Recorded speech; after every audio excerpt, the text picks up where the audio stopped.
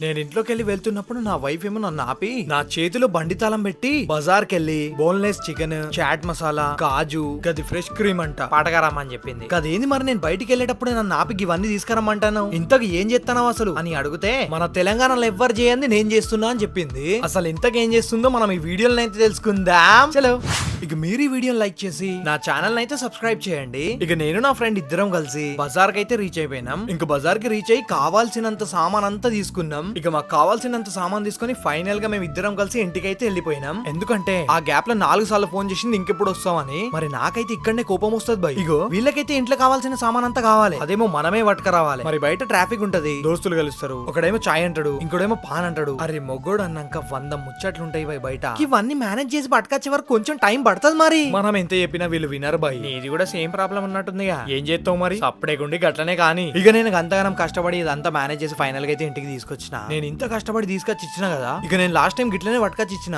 అప్పుడు కూడా కొంచెం లేట్ అయింది. మధ్యలో మా దోస్త్ గాడు కలిసి చాయ్ తాగుదాం అన్నాడు. ఇక నేను చాయ్ తాగి ఇంటికి వచ్చి ఇచ్చిన. ఇంకా అట్లా ఒక రెసిపీ అయితే రెడీ చేసింది. నా కళ్ళ ముంగటనే సాల్ట్ ఎక్కువ వేసి ఉల్టా నాకే చెప్తుంది నువ్వు చేయబట్టి ఈ రెసిపీ అంతా ఫ్లాప్ అయిందని.